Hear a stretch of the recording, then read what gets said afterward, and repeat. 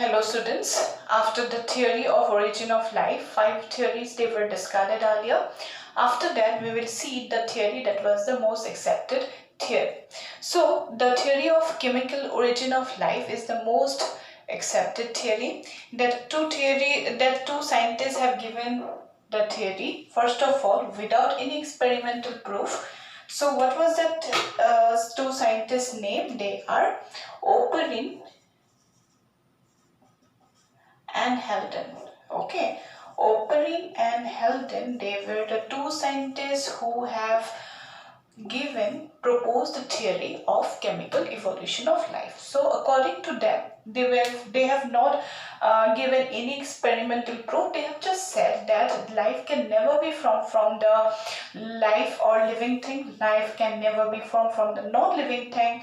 Non-living things, rather the life is originated from the chemicals. So how the whole changes have occurred, or actually according to them it was thought this was just a belief, but later on to another scientist have proven this theory. They have actually given the experimental proof by which the chemical theory of origin of life was approved, accepted theory. So what was that? See, first of all, whenever the earth was just formed at that time, 4.5 billion years ago, there was no ozone shield present. The temperature of the earth was very high, that was around 800 degrees Celsius, and in that time period there was constantly the radiations, UV radiations, then the ionizing radiations, they enter into the earth's surface. At that time, constantly high that thundering lightning was going on, and the cycle, that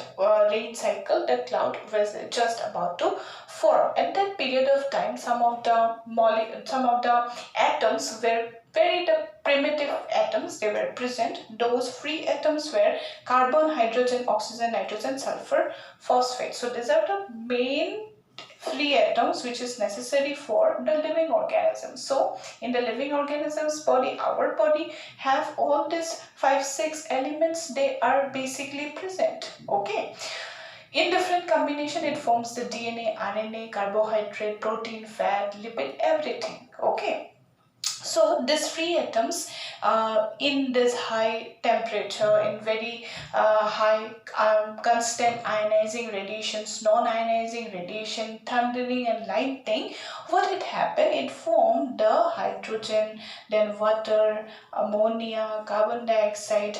These are some simple inorganic molecules, they were formed from the free atoms. After million years, it will not occur in one day. It took millions of years, thousands of years it took, right? Then after that, from this hydrogen, water, see, in that period of time there was no free oxygen, no free oxygen. So this question came a number of times that yes, oxygen was there, but it was in the combined form, water form. Okay, so hydrogen, water, ammonia, methane, then this carbon dioxide, they ultimately form the first simple organic molecules. What are they? They were the methane, then hydrocarbons, this type of compound, some simple organic molecule, they were formed. Okay, later on constantly these reactions have going on.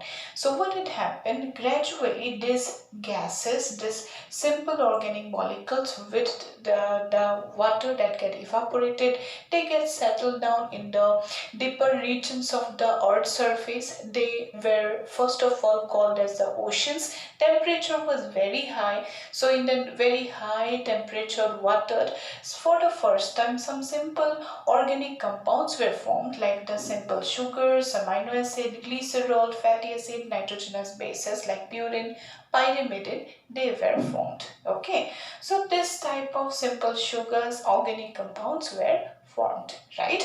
Gradually this simple sugar were converted into the complex sugar, then it converted to protein, fat, nucleic acid, DNA, RNA, etc.